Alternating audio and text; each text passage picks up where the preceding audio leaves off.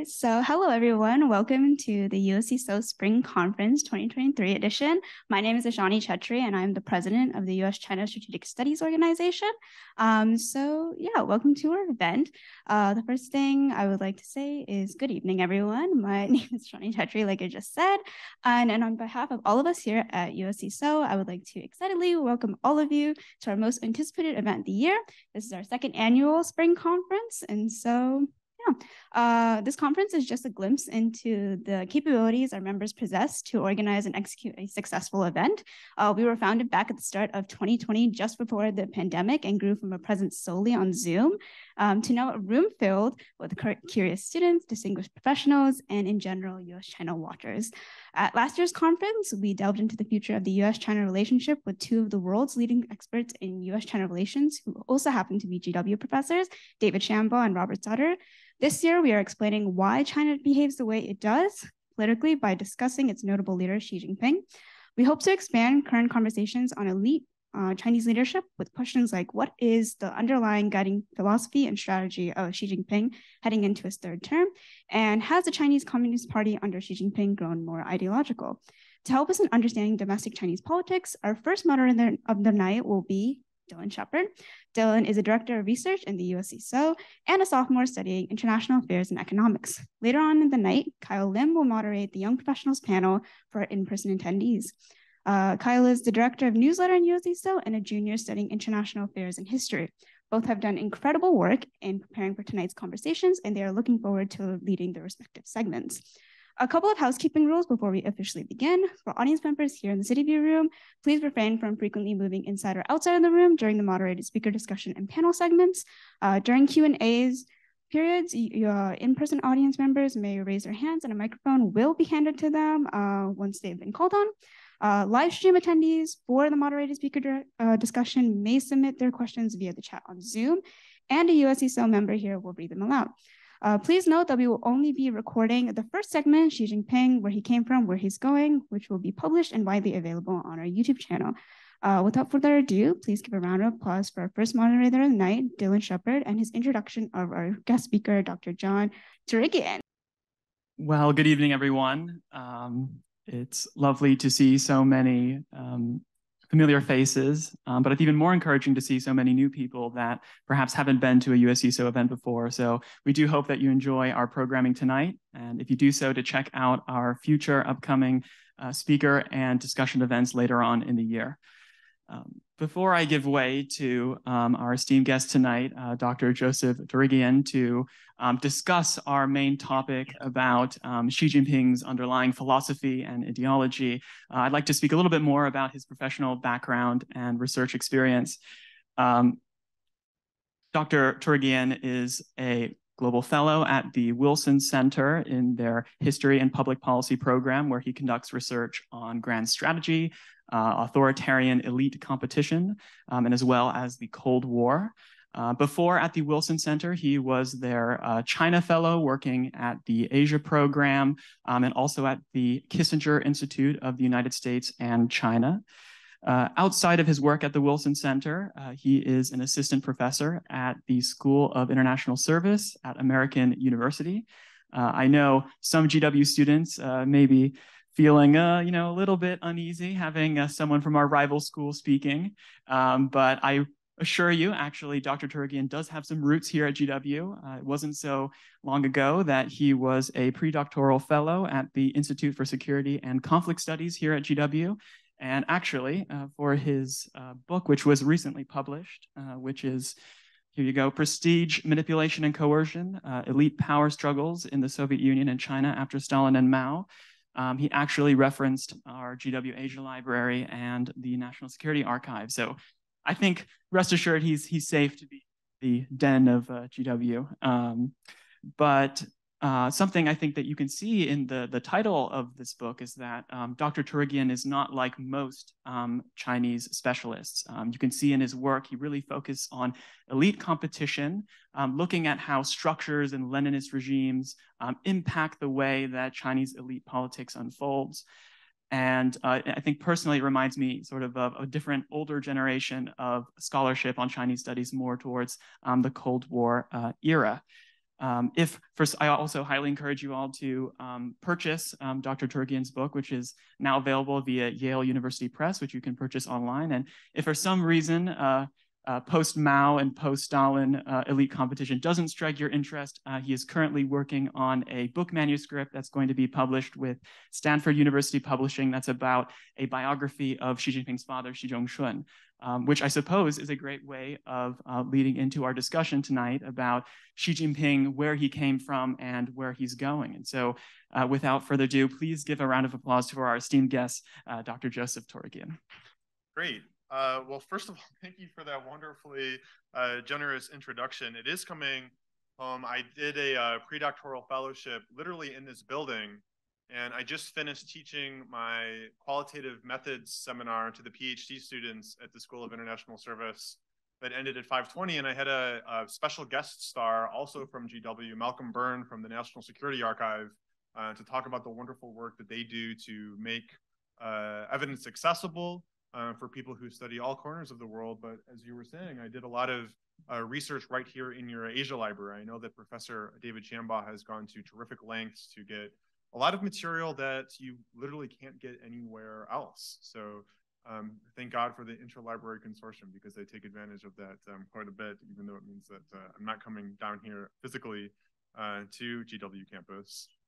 So I've been asked to talk about 10 minutes about Xi Jinping, maybe the most powerful and mysterious person in the world.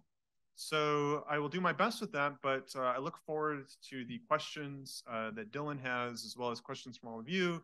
I know that people in this room really look at China very closely, and I'm sure that you have your own thoughts, and I'm sure that we'll have an interesting back and forth. So I think that there are two increasingly common views of Xi Jinping, especially here in DC, that I want to talk about tonight.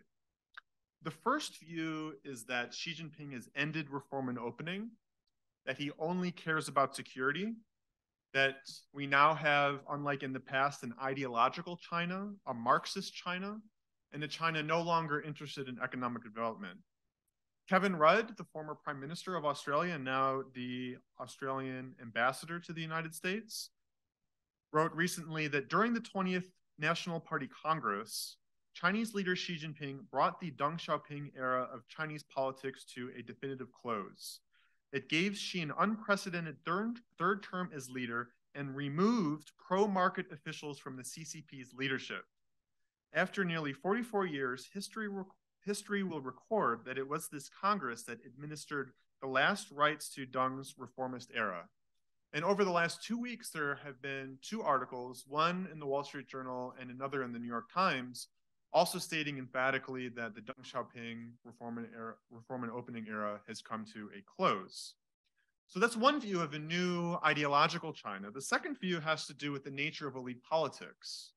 This idea that Xi Jinping has installed incompetent loyalists, that he's more dominant than ever, that he has gone beyond Mao Zedong and Deng Xiaoping in the extent to which he promotes people from his own faction, that he's rejected norms from the Deng Xiaoping era about collective leadership and succession, and that all of this will make China more unpredictable.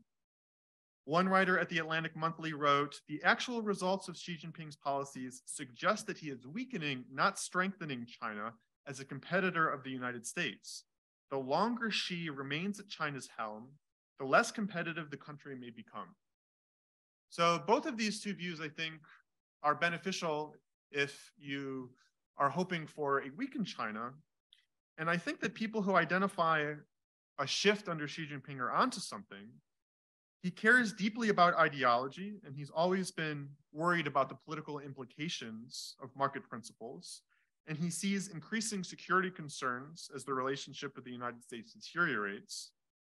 And I also agree that his selection of individuals close to him raise concerns about the quality of decision-making that we can't ignore. But tonight, what I want to suggest to you is that we shouldn't essentialize Xi Jinping as someone who doesn't care at all about the economy, or make sweeping assumptions about Xi's new style of leadership after the Congress. I want to make a case for more continuity, both within the Xi era and before, suggesting that he is a cagey, even cunning individual who will shift among competing priorities in the face of real political and economic incentives and constraints, and may show more flexibility and pragmatism than some of these analysts have suggested. So let me begin with ideology and then move on to elite politics to explain why I think this is the case. Well, there are some differences in the political report for the 20th National Party Congress. Xi aims to improve the personal income tax system and better regulate wealth accumulation.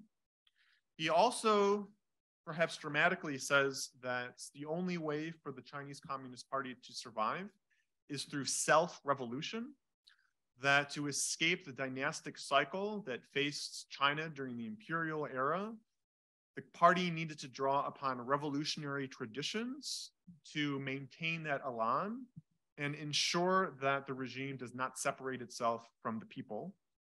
When you read the document, it begins with Marxism, and there's a lot of Marxism in it. But when you look closely, there are striking elements of continuity as well. Xi is very careful when he talks about Marxism. He says that Marxism was only a success in China because it was Sinicized and subjected to careful practical tests. He says that Marxism is not a dogma, but a guide. He says Marxism cannot provide a roadmap because China is doing something completely new. And in January of 2022, he said that the words of Marx and Lenin and Engels should not be directly applied to China's current practical situation. And in that same speech, he condemned the Cultural Revolution as the most serious setback and loss since 1949. The document also has a lot about reform and opening. It says that the CCP will foster a world-class business environment. And after the Congress, on the day of the announcement of the new Politburo Standing Committee, Xi Jinping said, China's development cannot leave the world's development cannot leave China. At present, China's economy has strong resilience, sufficient potential, and wide room for maneuver, and its long-term fundamentals will not change. China will only open its door wider and wider. We will unswervingly deepen reform and opening up in an all-around way.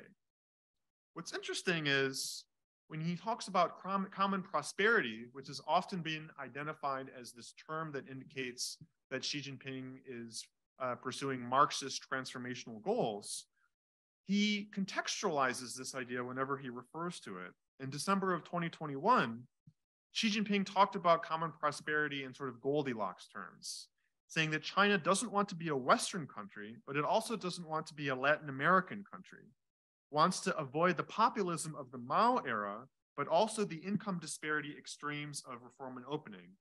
The first priority is to make the cake bigger, not divide cake. I also want to talk about what he means when he says struggle in this document. So struggle also is a apparently radical leftist term.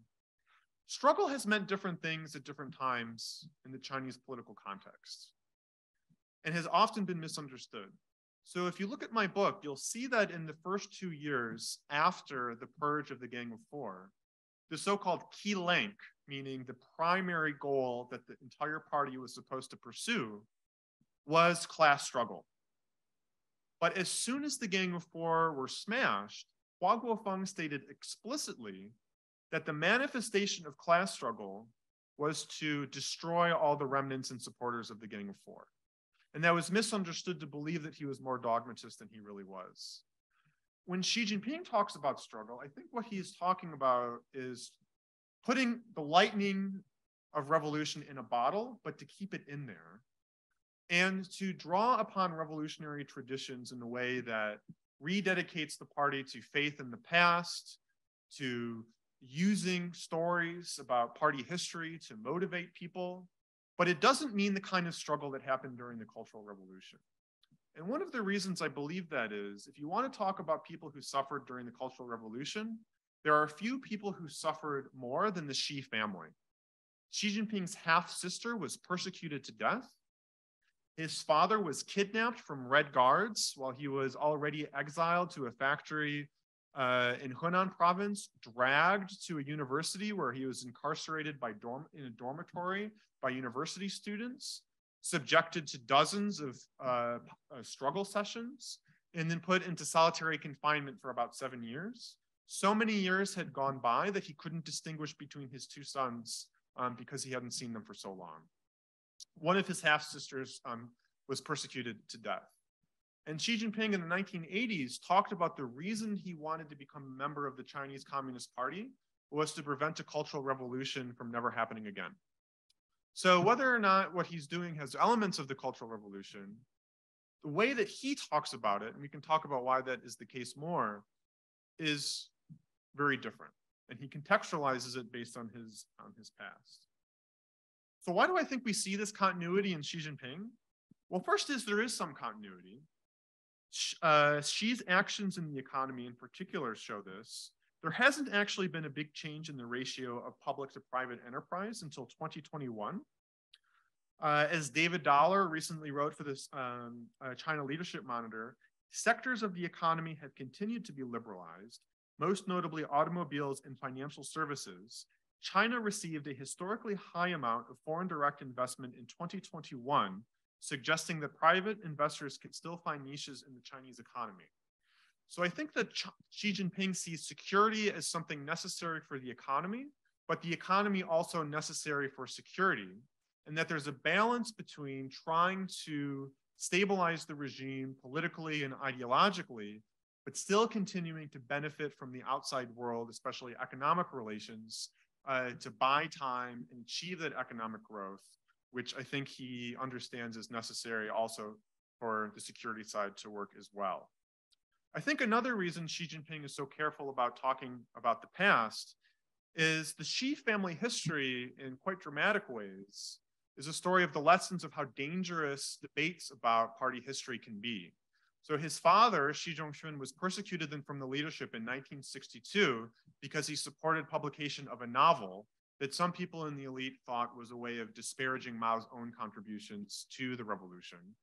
I think Xi Jinping, who cares a lot about stability within the party, appreciates how destabilizing it would be if he was explicit about departing from reform and opening. And I think that explains why, when he talks about reform and opening, he says that even though it created real problems that needed to be solved, he is the right person to solve them to save reform and opening. And finally, I think that this mix of ideology and pragmatism is old hat for Xi Jinping, that he's someone who's seen both the problems and advantages of the Mao and the Deng era, and he and the intellectuals surrounding him describe what he's trying to do as both a new and middle path. So that's ideology. Let me finish by talking a little bit about elite politics. So some of the differences between Xi Jinping and the immediate past are really quite striking. There's obviously no retirement ages, no inclusion of individuals viewed as not members of Xi's camp. He picked someone, Li Qiang, who had a terrible reputation because of what happened in Shanghai, to be premier. These are choices that went beyond what most analysts thought would happen. And the markets certainly were worried about what that lineup meant for China. At the same time, I want to emphasize that this Chinese system has always been extraordinarily leader-friendly, and that Xi Jinping has a lot more in common with his predecessors, especially Deng, than people think. So the idea that Deng cared about institutionalization, cared about post-Mao guardrails, has not withstood the new evidence that has come to bear over the last 5 to 10 years. Let me give some examples. So people used to think that during the 1980s, there was a contest between these two different factions, Deng Xiaoping, the liberal reformer, and Chen Yun, the conservative statist, and that Chen was able to buck and oppose Deng when he wanted to. But the new evidence shows that actually Chen always put Deng's authority as the #1 priority, that Chen actually often behaved in a cowardly way. In fact, Mao Zedong said that Chen Yun was the type of person who would jump under a table if a leaf landed on his head. His health was quite poor. He only worked for a few hours a week. On a lot of big picture issues, he was on the same page as Deng, especially with regards to politics. And even though they differed on the economy, whenever Deng made up his mind, Chen would never dare resist that decision after it was made. Chen Yun was not able to use the institutionalization that allegedly happened to get his voice heard. In fact, he would go to the general secretaries of the 1980s, people like Hu Yaobang and Zhao Ziyang, and say, why don't we ever have Politburo Standing Committee meetings? And Zhao Ziyang once said, you have to go talk to Deng about that. I'm just a secretary. And then Chen walked away muttering, oh, a secretary. And of course, what Zhao Ziyang was saying was, I don't have the power to do that. It's Deng that does. And Deng doesn't want to have a meeting because he doesn't want to give you a chance to speak. People have said that China will now be unpredictable because it has ended collective leadership, unlike what was going on during the Deng era.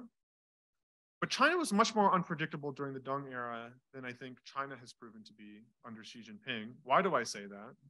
Well, in 1979, Deng Xiaoping launched a war against Vietnam, even though he was the only person within the leadership who wanted that to happen. In 1988, he introduced price reform, despite wide skepticism within the elite, a choice that almost destroyed reform and opening because it was so disastrous. In 1989, almost no one within the Chinese Communist Party top echelons wanted a violent solution to the student protesters. Deng wanted it, and that's what happened. And then in 1992, when Deng was not even head of the Central Military Commission, he was able to engineer a new start to reform and opening simply by taking a trip to the South and expressing his views. These are not signs of collective leadership acting in a stable and predictable way.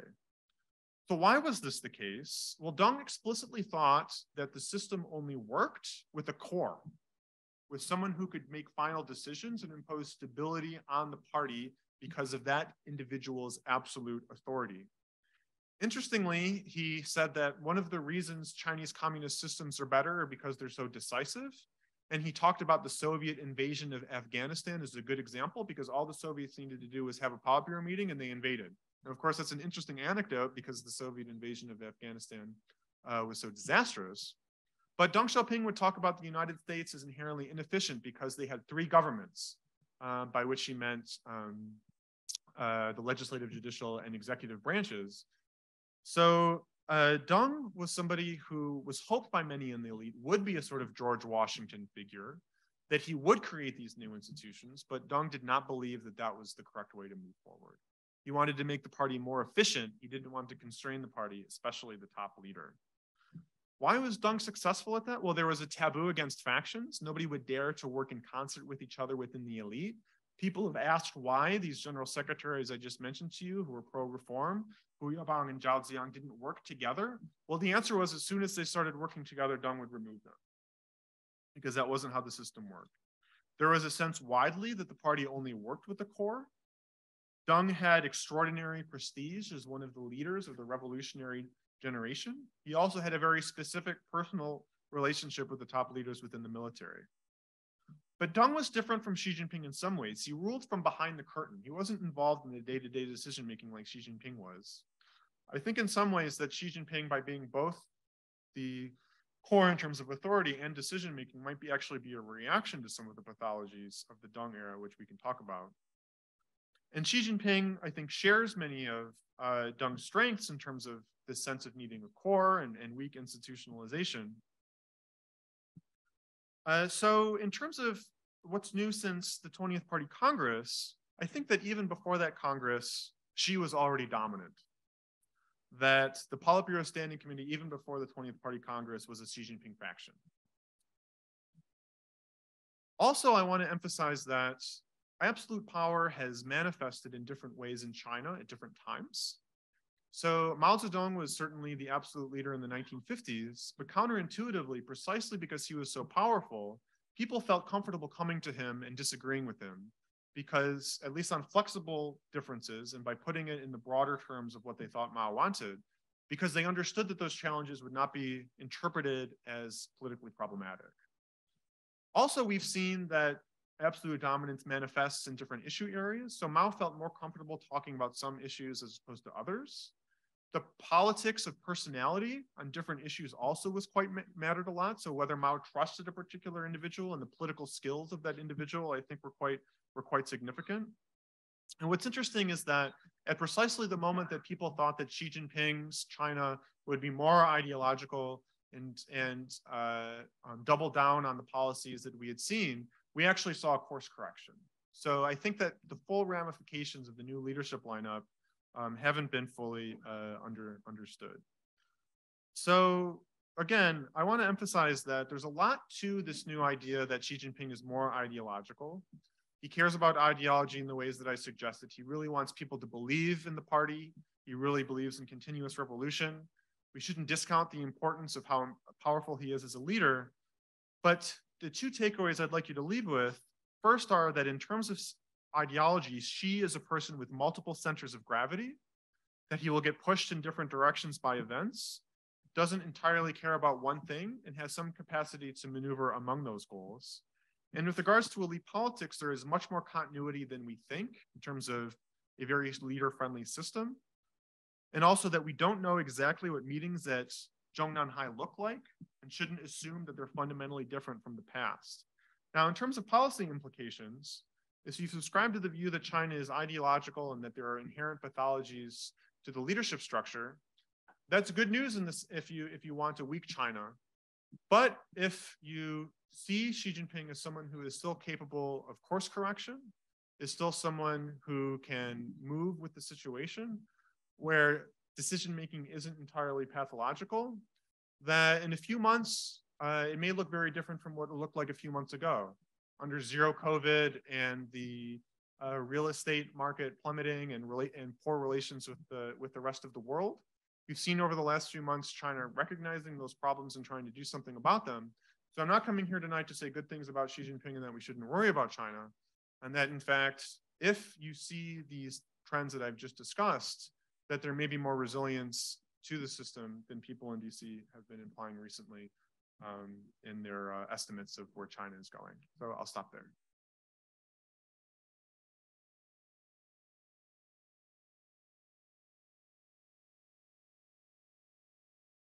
Well, I really appreciated your opening remarks, and I wanted to touch on one thing that you mentioned in particular that I felt was very insightful, which was your line that we shouldn't essentialize Xi Jinping, which I think is particularly astute because you often hear these very extreme narratives about China. For example, I know a lot of people in USCSSO and a lot of you are astute China watchers yourself. Have any of you guys read Martin Jacks' When China Will Rule the World back in like 2011 or 2007 or so? You know, there's those narratives that, you know, China will replace us. And then you have those narratives that if you guys watch YouTube, you see those clickbait videos where China's entire financial system will collapse in 5 minutes, right? So there's these very extreme narratives about China. And I think, like you said, we need to treat the Chinese political system, and especially with Xi Jinping, with more nuance and consideration. And I think perhaps a great way to get started into kind of treating it with more nuance is talking about Xi Jinping's upbringing, and particularly the relationship his father had in shaping his political development. Now, for those who don't know, Xi Jinping's father, Xi Zhongxun, was actually a prominent Chinese political figure in his own right.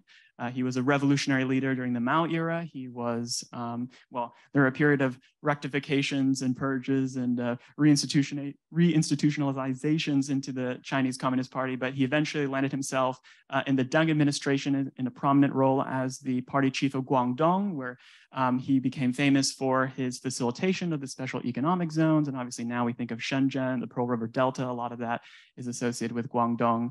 And so you get this narrative that Xi Zhongxun is this sort of liberal reformer.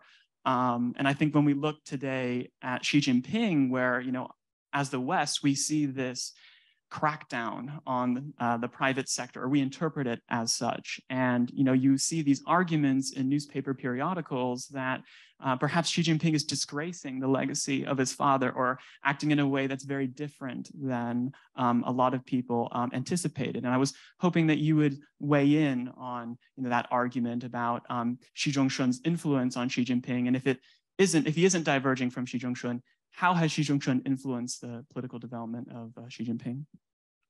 So what was very interesting is when Xi Jinping became the new leader of China, there were these meetings in Beijing of pro-reform liberal intellectuals, many of whom had been high-ranking officials themselves who had known Xi Jinping's father, Xi Zhongxun. And they're convinced that Xi Jinping is going to be a reformer, largely because of their understanding of Xi Zhongxun. And people would even say that within the reformist camp, Xi Zhongxun was the most quintessential reformer. And so for him to diverge from that path would be an unfilial act, essentially. So when Xi Jinping started giving speeches, especially the one on the collapse of the Soviet Union and what lessons he drew from that, they were shocked. They were quite surprised by that. And people who don't like Xi Jinping have drawn upon the legend of the father to take political swipes at him, in part because they were so disappointed and surprised.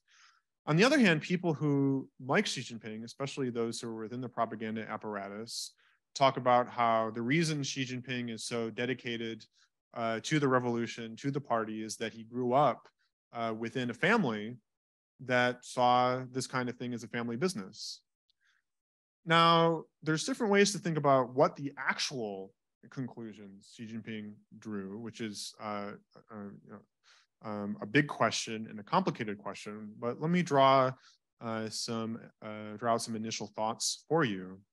So Xi Jinping was born in 1953. At that time, his father was essentially the right-hand man to Zhou Enlai, working in the state council. He went to a school for the offspring of high-ranking leaders, where they would literally read books like Successor to the Revolution. We know that at home, Xi Zhongxun used to tell the children about stories from the revolution, rather dramatic ones. He was nearly killed on numerous occasions. On one time, he was almost eaten by a leopard, things like that. And Xi Jinping later said that he listened to this kind of thing until he had calluses on his ears. Xi Jinping was very strict, even within the standards of Beijing at this time. They were very frugal in terms of what they ate at home. The Xi family was actually seen as kind of more bumpkin-esque, tool for Chinese speakers than many families within the elite. And the evidence suggests that's not just a story that the Xi family has tried to tell, and that some people thought that the Xi family went even a little bit too far in terms of the disciplinarian ethos. But the reason for that was there was a fear that the offspring of these high-ranking cadres would be poor inheritors to the revolution because they had been divorced from the people because they were growing up on these compounds in Beijing. So that was one of the reasons for why these families were so strict. Mao, in fact, said explicitly that the offspring of high-ranking cadres are a disaster, right? Now, what's interesting about Xi Jinping is that his father was purged in 1962, several years before the beginning of the Cultural Revolution. So for many years, he would have been suffering this, I think probably disgrace is a good word, of being the only kid almost in this classroom whose father was considered one of the 5 black elements, a political bastard, essentially. And then when the Cultural Revolution started, a lot of those first generation offspring were Red Guards and were especially active, but Xi Jinping would have been allowed to do that along with them because of his status. So, during the Cultural Revolution, because he's the son of this fallen figure, he suffers quite extensively. And then when he emerges and starts climbing up the party hierarchy in the 1980s, it's the opposite problem, where people see the advances of these cadre offspring as a manifestation of nepotism, right? So first he goes from being, this disgraced son of a disgraced official to now people looking down on him because of this view that the only reason he's achieving what he's achieving is because of his father. And Xi Jinping actually, interestingly enough, has bragged that he suffered more than other children of these offspring. And he talks about how he's less often hedonistic from them because he wanted to dedicate himself to the cause, I think in part because of these experiences. So the other interesting thing here, and I'll end on this, is so Xi Jinping's father was persecuted 5 times by his own party. And then the question becomes, how do you remain loyal to a party that did something like that to your father? But I think the real question is, how do you not remain loyal to an organization like that, right? To see your father go through so much, but as a weird manifestation of Bolshevik political culture, take pride in that. to see the suffering that you go through as an ennobling experience that rededicates you to the cause and demonstrates just how much you care about it. So Xi Zhongxun, when people would complain to him in the 1980s, he would say, well, I bet you weren't under so much solitary confinement as I was, or I bet you don't have scars from manacles like I do. So I think that looking at something like that as a young person really probably has a pretty fundamental impact on you. So. I think it's interesting going back to 2013 when, we get the news that Xi Jinping has taken the highest office in China, and, immediately, sinologists and China watchers alike are trying to attempt to understand and explain what is going on and what the implications are. And, as you mentioned a lot, you talk about how in the West, you had journalists like Nick Kristof at the New York Times who, anticipated that Xi Jinping was going to be a reformer. But also in China too, you had a lot of scholars who had the same view. And I think Xi Zhongxun was a very large part of that because, Chinese scholars especially recognized the legacy of Xi Zhongxun and anticipated that surely, well, the Xi clan must continue subsequently. But, I think from the Western perspective, we came at it at a slightly different angle in terms of our misinterpretation of Xi Jinping or who he would be as a leader. And I think it more comes to his relationship with Jiang Zemin.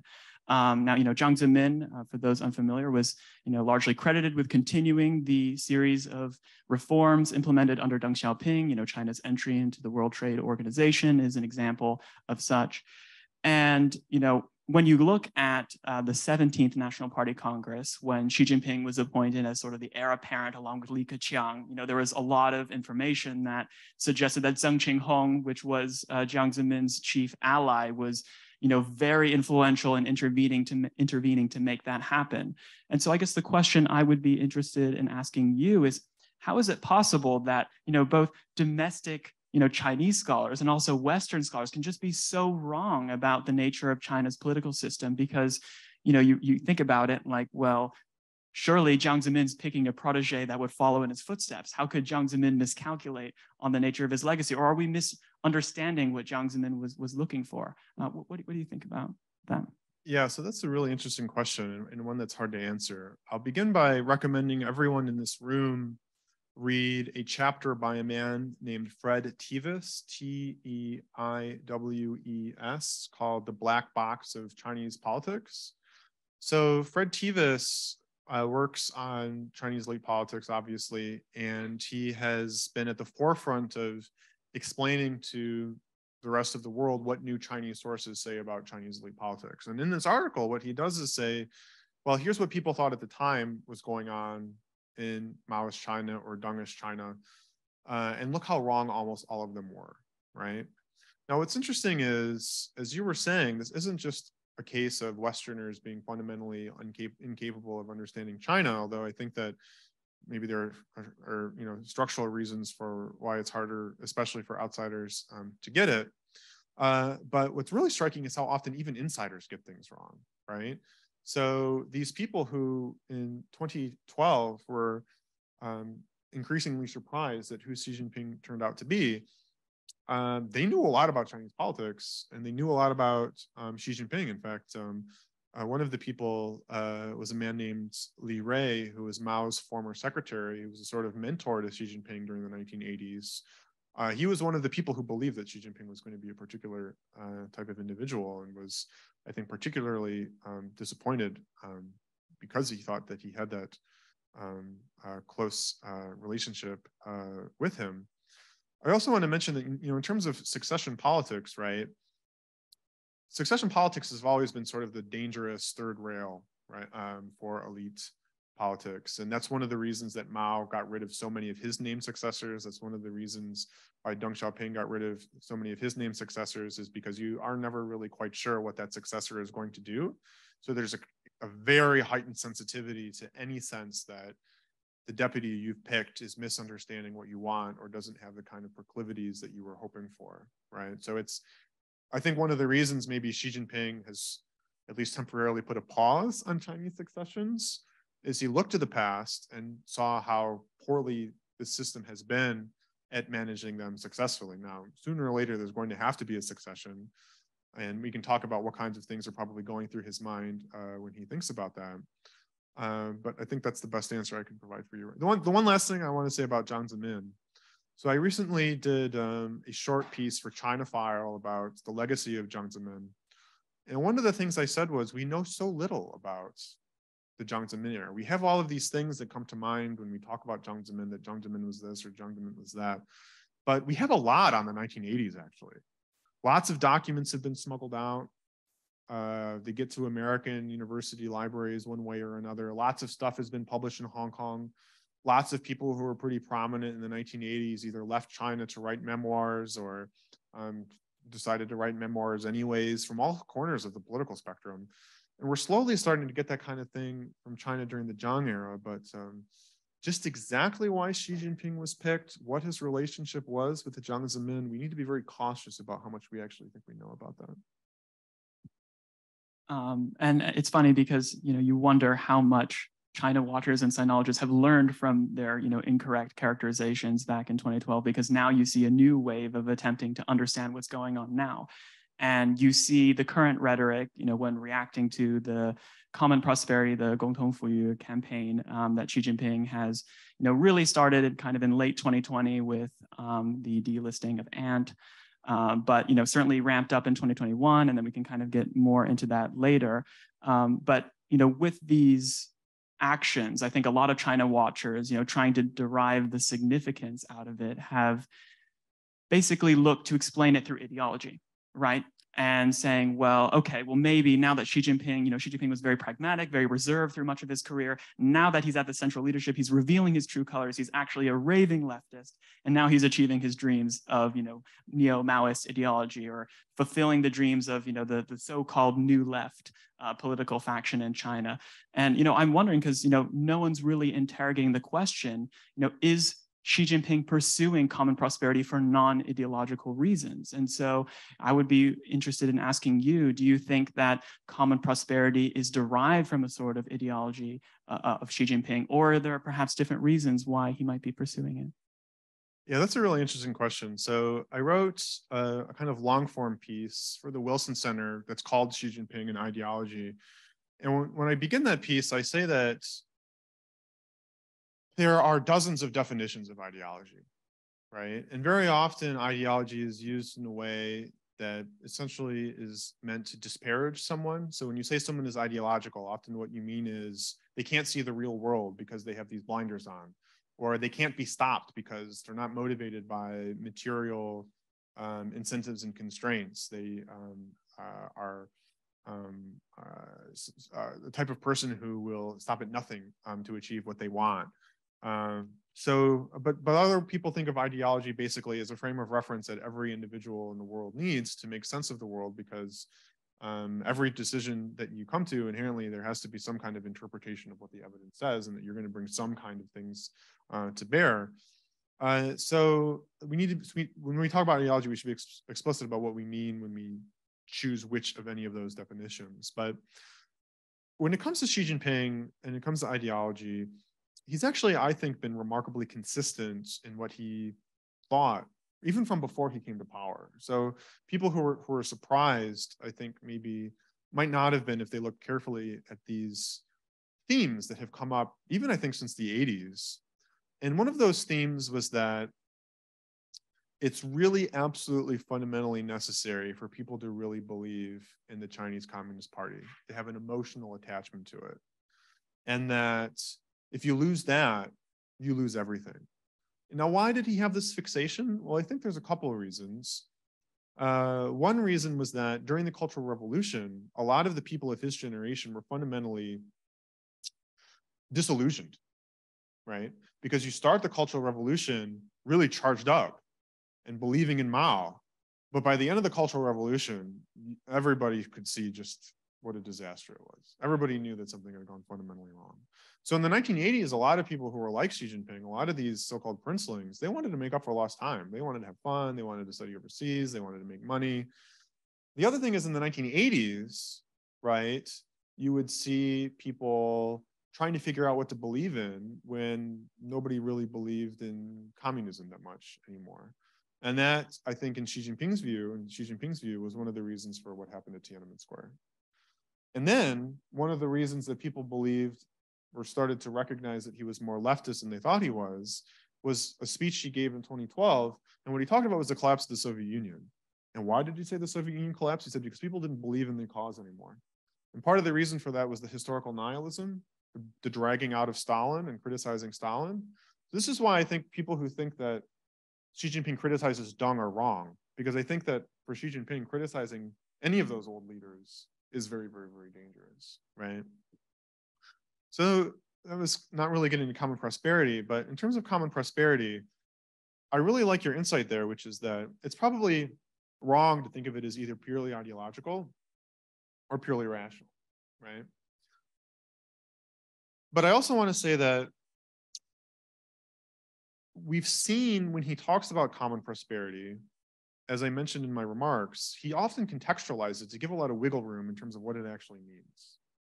And when he talks about it, he often talks about it in a way that seems to me intentionally targeted towards assuaging worried Westerners about their money and whether or not China's going to continue to grow, right? But he also, I think, maybe for ideological reasons, maybe because he's worried about what the implications for the regime are if income gaps in society continue to get worse.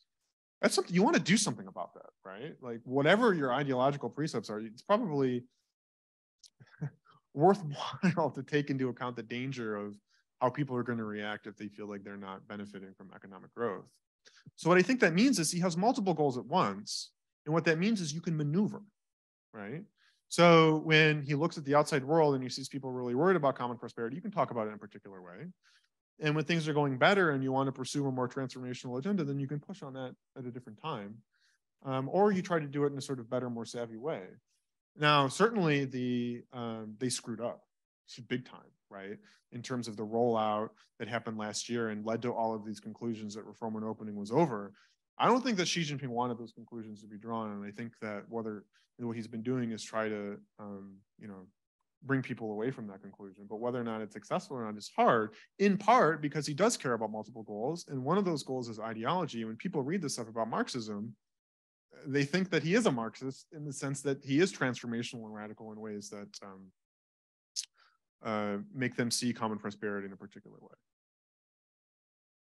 I'm really glad that you brought up the 2012 speech by Xi Jinping that a lot of people look to. I think looking at the new scholarship now, I think an increasing amount of Chinese researchers are also looking at Xi Jinping's trip to Chongqing and his inspection of Bo Xilai at the time and what he said and actually how it compares quite favorably to how he's turned out as a leader now. I think one thing I really wanted to pick your brain on was how strikingly similar Xi Jinping's agenda looks like to the so-called Bo Xilai playbook. For those of you who are unaware about Bo Xilai, he was once a rising star in the Chinese Communist Party. He was once finance minister and then more famously, or rather infamously, was the party chief of Chongqing, where he basically cultivated this local fiefdom. He reintroduced this sort of neo-Maoist red culture iconography, creating this sort of cult of personality, while at the same time pursuing the so-called economic development scheme known as the Chongqing model. And when you look at Xi Jinping today and you look at a lot of the policy proposals, such as the anti-corruption campaign, which was very similar to Bo Xilai's Changhong Dahei, the sing red songs, and then the crush organized crime bit of that sort of lyrical. And then you also have the situation with Xi Jinping where common prosperity itself was actually a maxim that Bo Xilai brought from the dead, from the Mao era. And so we talked about how Xi Zhongxun was an influence on Xi Jinping's life, or maybe Jiang Zemin was. Do you think Xi Jinping really learned a lot from Bo Xilai because they're sort of ideological brethren? Or is it perhaps that Xi Jinping saw the success of what Bo Xilai was doing in terms of rallying people around the flag of the Communist Party, like what you were saying earlier about how the party is so important to Xi Jinping personally? Yeah, that's a really interesting question. Let me provide a little bit of background there. So Bo Xilai's father, Bo Yibo, was a very prominent revolutionary as well. During the 1980s, Xi Zhongxun and Bo Yibo did not get along. Xi Zhongxun was not a big fan of Bo Yibo for reasons I can talk about if people like that kind of party history stuff. But what's really quite interesting is that despite these grudges, among the first generation leadership. Bo's children and Xi Zhongxun's children apparently have always gotten along pretty okay, and that the Xi kids would refer to Bo as Uncle Bo. They would go to the Bo household to talk about party history. And I asked a princeling about this once, and they said they don't really feel motivated by the grudges of their parents for several reasons. One is that they felt that everybody just persecuted each other, right? So the whole grudges is wrong. That a lot of those so-called persecutions actually were the result of Mao and Deng, but ultimately that they were united commonly by loyalty to the party. And that's a real good reason to get along, right? So the story of Bo Xilai is quite interesting, right? So Bo Xilai, similarly to Xi Jinping, suffered a lot during the Cultural Revolution. In fact, Bo Xilai's mother was persecuted to death during the early years of the Cultural Revolution. Bo Xilai made a very interesting comment. Somebody asked him what he thought about Mao Zedong. He said, you know, thinking about this, reflecting on this, I shouldn't like Mao Zedong. I shouldn't like him because of what happened to my mother and what happened to my family. But ultimately, Mao Zedong is the only legitimate capital, 正资产 for Chinese speakers, and that we need to believe in him, essentially. And that is a rather interesting way of putting it, because it suggests that even his seemingly radical leftist ideology was motivated by a utilitarian conclusion that this was something that was useful for the regime to play up on, right? Even though when he was saying rationally, I shouldn't like Mao Zedong, right? We don't know what Bo Xilai would have been like if he became the top leader. What's interesting is how different the personalities between Bo Xilai and Xi Jinping are, though, right? Because it would have been hard to pin Xi Jinping down with a particular ideology, because as I was saying earlier, he always tended to say this on the one hand, on the other hand, say some things that people on the left would like, some things that people on the right would like. He also was somebody where people were struck by how cautious he was. One example is this guy Li Rui that I mentioned earlier went to go see him after a big promotion, said, your position is different now, you can speak out more. And Xi Jinping said, oh, I'm not like you. You know how to play ping pong so that the ball just hits the edge. I don't know how to do that. And people would talk to him and walk away from him not having a good sense of who he was, Xi Jinping. But Bo Xilai was making a name for himself, and trying to make a name for himself in a way that created his political capital, right? Some people have surmised, and this is really kind of a psychological thing that I'm a little uncomfortable with, but the idea is that because Xi Jinping's father was purged earlier than the other members of other families, and the fact that Xi Jinping was so young when it happened might have taught Xi Jinping caution in a way that it didn't teach Bo Xilai, whose formative event was in the early years of the Cultural Revolution, running around and causing a lot of trouble. I think that's the best I can do with your question. So. I wanted to delve into further this idea, because you've been talking about how Xi Jinping is both deeply practical, right, but also has this reverence for the party line. And I was sort of looking at, is there an intentionality there when you look at some of Xi Jinping's agenda and comparing it to Bo Xilai?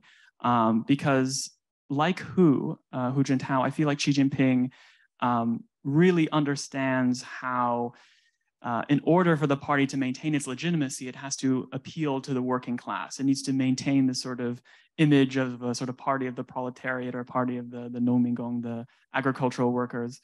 And one thing I would want to ask you is, if you look at Xi Jinping's promises, and some of them he hasn't delivered on, but like hukou reform, or the lions, the corruption purge, or if you look at now with common prosperity, it seems like these are all very populist policies. And I was wondering if you also saw this sort of inherent populism within Xi Jinping's agenda, or is that perhaps a misreading of his policy platform?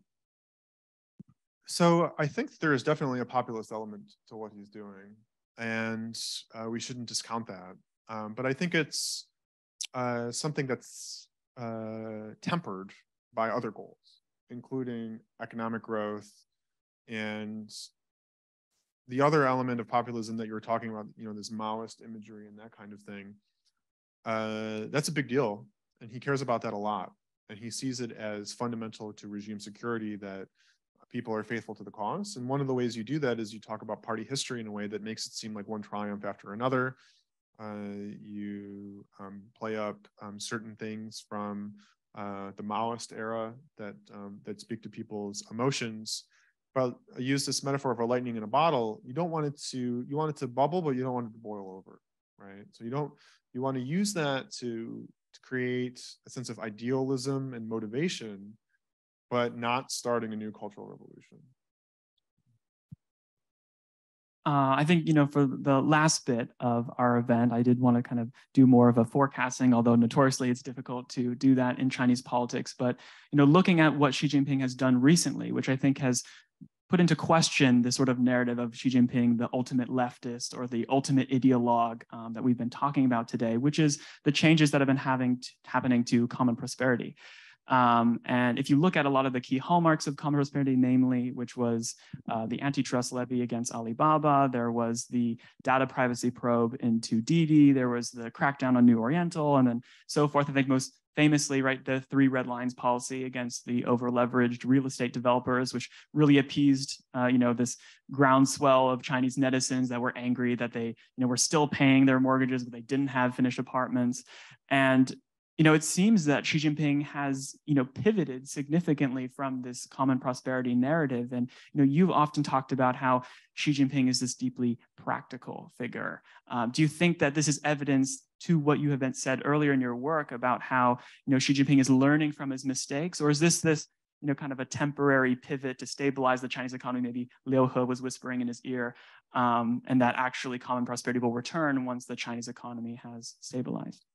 So one thing to use as a historical analogy is Deng Xiaoping, right? So Deng Xiaoping talked a lot about reform and opening, but he also talked a lot about the 4 cardinal principles. The 4 cardinal principles were a very leftist, very conservative formulation. And what Deng Xiaoping would do was, when he thought that liberals were going too far, he would use the 4 cardinal principles as a weapon against them. And when he thought conservatives were making choices that was endangering reform and opening, he would use reform and opening as a weapon against them. So Deng as a politician and Xi Jinping as a politician, they have these different goals, and they move among them as the situation demands. So I'm sure that Xi Jinping has long-term objectives, but he also has immediate challenges.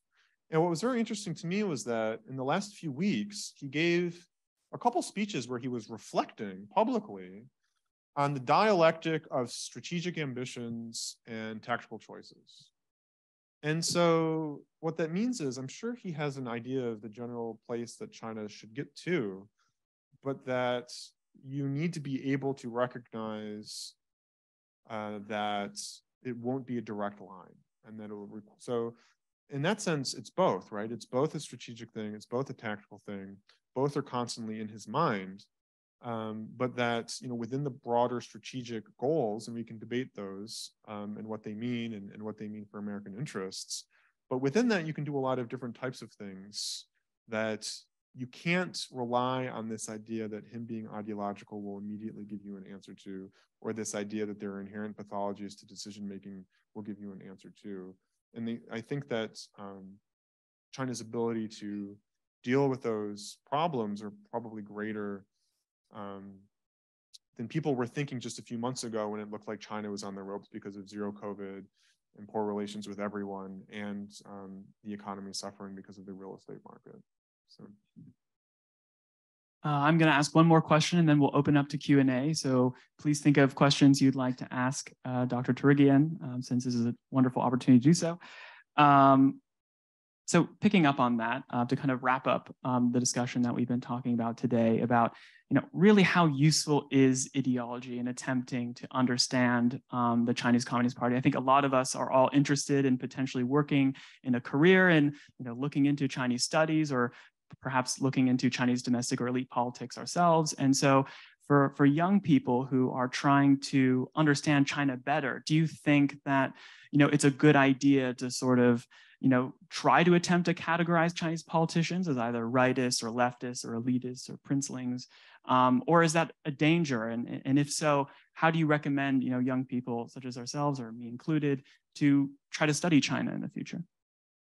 Yeah, that's a great question. So the argument of my book that you just showed the audience is that debates on ideology and policy were neither the reason for why there were power struggles after Stalin and Mao died, and also don't explain the outcomes. But that's not to say that people don't have different views. It's not to say that there are people who argue with each other within the party. But in terms of elite politics, I think that this idea that probably people in the West would find familiar and intuitive, that politics is a personality contest, and that if you're popular because your policies are good and you promise things that you will win, that's not really kind of how the Chinese system works, because it is a Leninist system. With regards to whether it makes sense to divide people into different factions, I think that personally, and then if you read what other people say about this, you'll get different views, that the idea of factions has always been overstated. People used to think that Mao was this revolutionary, romantic, but Liu Shaoqi was this bureaucratic modernizer. We now know that actually there were not systematic policy differences at all between Mao Zedong and Liu Shaoqi. The 1980s, I was just saying that Chen Yun was really not the leader of a faction in the way that people thought, but so why don't these factions appear? Well, one is that there's this taboo against people acting in concert with each other, right? Because it's so dangerous to the party for there to be open warfare going on. That's one of the reasons why people think that they need a core, is to prevent that kind of thing, right? The other is that people's views tend to sort of be all over the place and don't fit very well in a right-left spectrum. So Xi Zhongxun, I just mentioned him as, people thought of him as this consummate reformer. Well, first of all, if you're in the party, however liberal you're supposed to be, it's very relative, because you're still a member of the Chinese Communist Party, right? But also, Xi Zhongxun, even though he deserved credit for the special economic zones in significant ways, he opposed the household contracting responsibility system in the countryside, which was a huge element of the reform and opening process. And it's because of these ideological hangups, in the sense of he had this view of collectivization being the path to communism, right?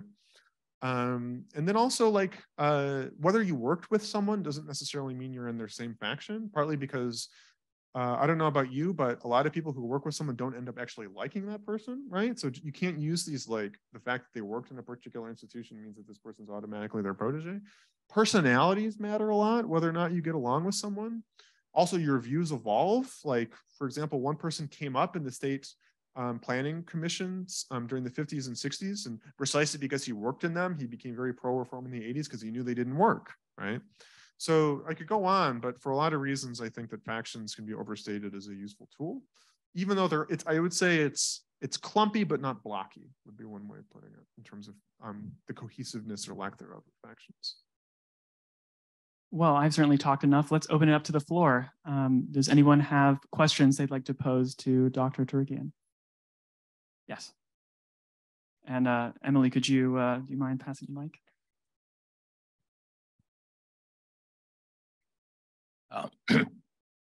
Thank you for a detailed analysis of the Chinese president, Xi Jinping. I've never heard a discussion as detailed as this in this country. However, let me ask you a question. You know, there is a bipartisan dislike for the Chinese president, and I'm having problem pronouncing his name. That's why I won't repeat Xi Jinping. Okay, and it's kind of blind dislike for him that we see in this country. Now, is it that the CIA has not been able to infiltrate him as it was able to do Gorbachev? Because at one point, Gorbachev was an evil empire. And then once he was well infiltrated by CIA, he became the guy we can do business with. The same Reagan did that. So I'm just wondering, are we in that process that here's a Chinese evil empire, and then at some point we will suddenly burst open and say, now we can do business with him? You know, what's interesting about Gorbachev, a lot of the US archives from the Reagan and Bush 41 administrations have been declassified. And what's really striking is how wrong the US got Gorbachev, even when Gorbachev was very serious about change within the Soviet Union, right? So I guess Gorbachev was surprising in one way, Xi Jinping was surprising in another way, but it shows that the prolonged delays that it took for there to get a sense in Washington, D.C. that Gorbachev was different and serious shows just how hard it is to get this kind of thing correct, right? So the ability, I think, for outsiders to guess is challenging, but as I was saying before, Gorbachev was picked in part because of a sense that there needed to be some change within the Soviet Union. But if they would have picked him knowing what he was going to do, I think that's probably an open question. So there's always debates about structure and agency for us as social scientists. And unfortunately, for the study of places like China and Russia, so much depends on what one person thinks. It's not easy, right? So I went to one talk by somebody who has spent a lot of time studying Vladimir Putin, and there were questions about why it's so hard for people to guess what he's going to do. And part of it is he doesn't tell people, or he lies to people, and the only person who knows what he's going to do is him, which makes it really hard to study these types of regimes. And as I was trying to get across, just because you can identify views that you associate with someone, that's a guide for how they think about the world, but how it will manifest in a particular political challenge is not a easy procedure, a formulaic procedure to put those things together and come up with a good guess, right? So unfortunately, these are just inherently challenging problems that we can structure by looking to the past, but we should be humble about how much we think we know. Let's have another question. Yes.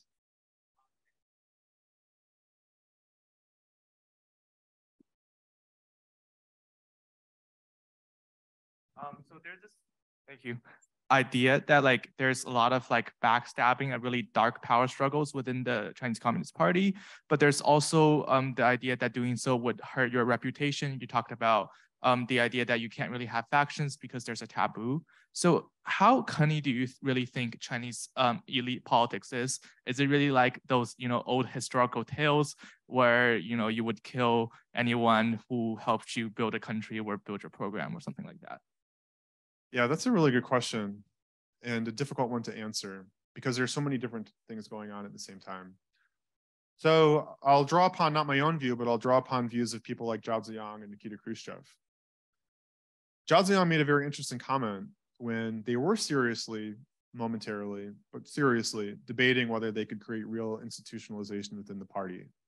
And Jiang Zemin at this meeting about political reform was saying, what we need to do is really codify the relationship among the Politburo Standing Committee, the Politburo, and the Central Committee, because what we really want to be able to make is the Central Committee really the most authoritative body. And now the Politburo Standing Committee is making all the decisions, so it's very top-heavy. But to make real democracy, we need to make it clear when meetings are held and who is beholden to whom and so on. And he said something very interesting. He said, when we're not in the middle of a crisis, this kind of thing works. But as soon as something unexpected happens, it could be very dangerous. And of course, he was talking about the lessons of the Mao era. And a man who used to be Mao's secretary, his name is Hu Tiaomu, he stepped out and said, no, this is not what the party is about. We need to be decisive. It needs to be top down. We're still a Leninist system. And then Jiang Zemin said, you know what Chinese politics is? It's saying one thing to somebody to their face and something different behind their back. That's what Chinese politics is. It struck me because I had seen a joke Nikita Khrushchev told, where he says there are these two people who meet each other on the street, and they each lie to each other about where they're going, and each of them thinks that the other person is lying and guesses that they're actually going someplace else. And Nikita Khrushchev said that's what politics is, right? So Chinese politics is a knife fight, but it's a knife fight with weird rules, right?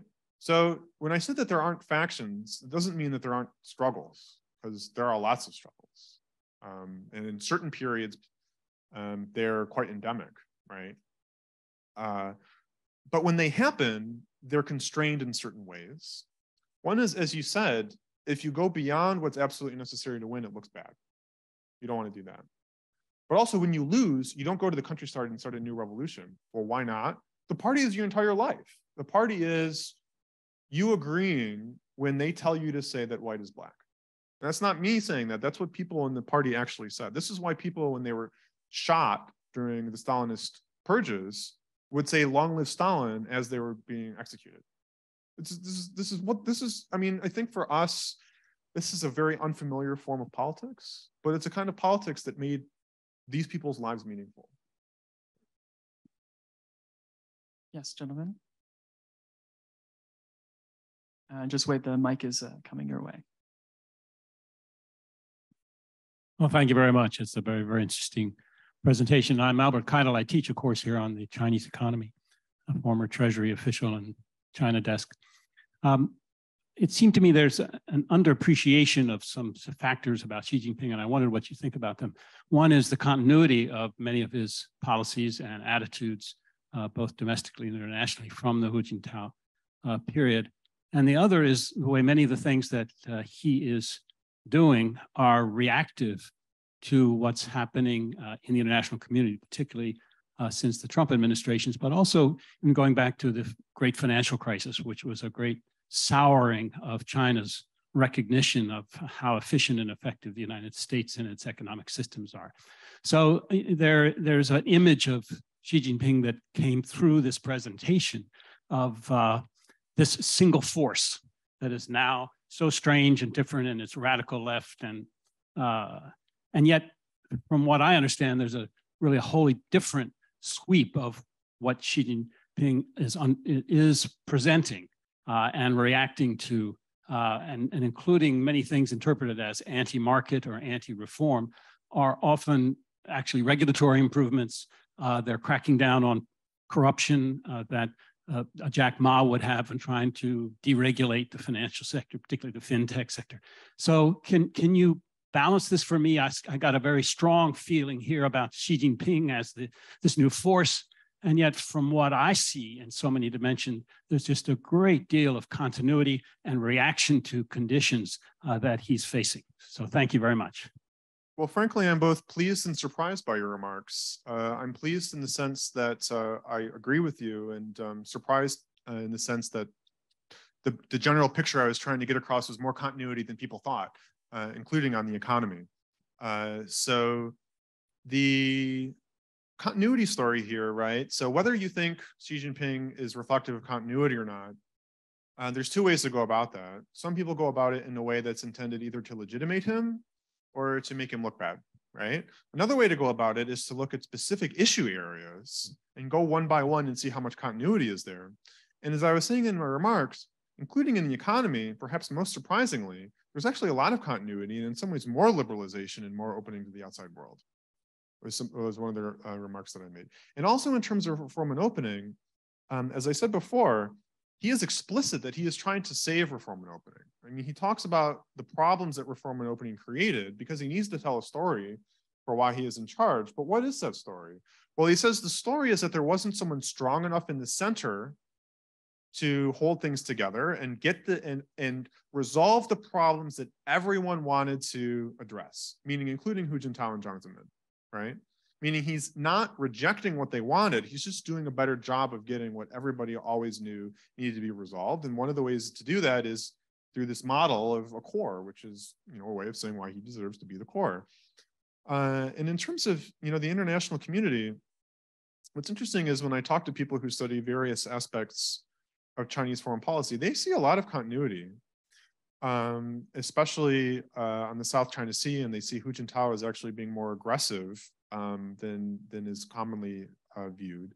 But when you read Chinese political literature, you're right, where the Chinese say that actually the big shift in China's approach to the outside world wasn't 2012, but was the year of the financial crisis, right? So here is Xi Jinping attributing his predecessor, interestingly enough, to a bigger watershed moment than 2012 when he came to power, right?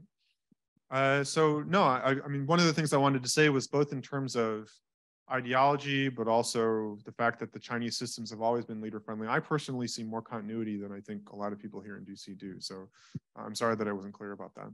Yeah. I think we have time for maybe one or two more questions. Yes, Emily. Thank you for your great analysis of Xi Jinping's ideology. My question is the relation of Xi Jinping's ideology to this new stream of Chinese nationalism. So Xi has had a lot more nationalist rhetoric than his more recent predecessors, especially about South China Sea and Taiwan. So my question was, is this more of a product of his core ideology or of a new security environment that China finds itself in? Yeah, that's a really good question. So as I was saying before, getting a sense of someone and their views will help you guess how they broadly view the world and interpret the world. But there still is the real world, which means that they need to have a good sense of what is actually happening as well, right? So I think one way of answering your question would be to say that I think probably a lot of people have similar views about the world as Xi Jinping does. I think that that national sentiment is something that's probably pretty common within the elite. It's hard for people to get a sense and a read of what's going on in Zhongnanhai for reasons that we've been describing. I mean, many within the elite historically also haven't had a good sense of what's going on. But Xi Jinping runs a particularly tight ship, right? And people who talk to outsiders probably are more likely to have a particular view, right? Or they decide to express a view that has a political purpose, right? But ultimately, I think that Xi Jinping is quite a powerful leader, and he's partly reflective of what many people think, but probably isn't restrained or egged on by other nationalist voices, and that he sees that as one of the advantages of the Leninist system, which is that what he probably hopes to achieve by firewalling himself from questions of authority, that he can make choices that are independent of immediate sort of political demands. Well, on that note, I think we will have to wrap up for our speaker event portion. Please give a round of applause to our wonderful guests.